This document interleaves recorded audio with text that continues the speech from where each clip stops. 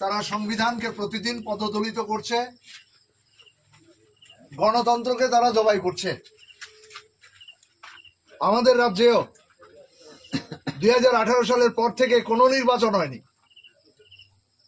স্বাধীনভাবে মানুষ মত প্রকাশ করতে পারেনি। নির্বাচক মন্ডলী ভোট কেন্দ্রে গিয়ে তাদের নিজেদের ভোটাধিকার প্রয়োগ করতে পারেনি।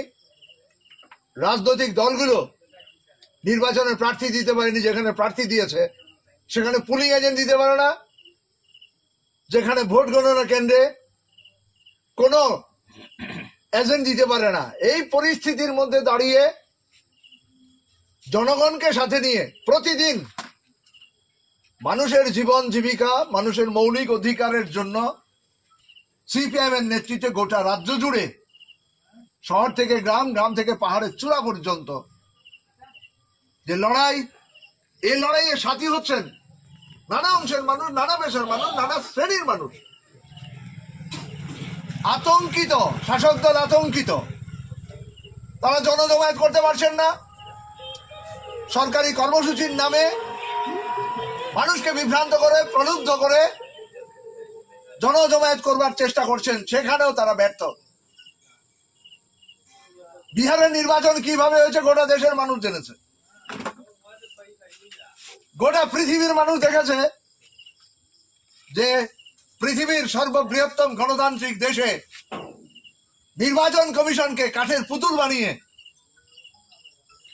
65 লক্ষের অধিক ভোটারের নাম ভোটার তালিকা থেকে বাদ দিয়ে বিজেপি শাসিত বিভিন্ন রাজ্য থেকে ভুয়ো ভোটার হাজার হাজার, এক একটা বিধানসভা কেন্দ্রে হাজার হাজার, উত্তরপ্রদেশ থেকেই 5000 ভোটার এই বিহারের নির্বাচনে একটা বিধানসভা কেন্দ্রে তাদের ভোটার তালিকার মধ্যে নাম নথিভুক্ত করেছে। এভাবে বিহারের প্রত্যেকটা বিধানসভা কেন্দ্রের মধ্যে ভুয়ো ভোটার, একাধিক ভুয়ো ভোটার আর বৈধ ভোটারদের নাম বাতিল করে নির্বাচনকে প্রহসনে পরিণত করে, গণনাকে প্রহসনে পরিণত করে, আপনারা দেখেছেন গতকাল কিভাবে ইভিএম মেশিন সহ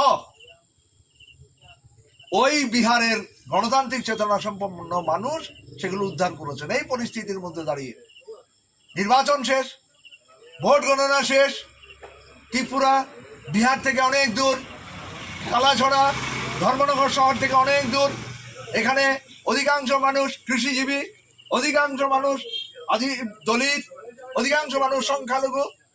তাদের উপর আক্রমণ সংগঠিত করবার জন্য, গণতন্ত্রকে পুনরায় কবরে নিয়ে যাওয়ার জন্য সিপিএম এর কর্মীদের ঘামে রক্তে গড়া এই পার্টি অফিস, লাল ঝান্ডাকে তারা যেভাবে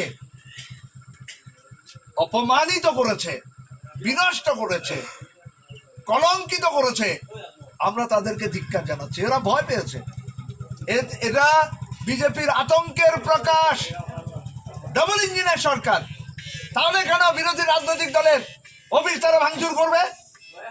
তাহলে কেন বিরোধী রাজনৈতিক দলের নেতা কর্মীদের উপর ভয় ভীতি হুমকি প্রদর্শন করবে? প্রশাসন কোথায়? আইনের শাসকরা কোথায়?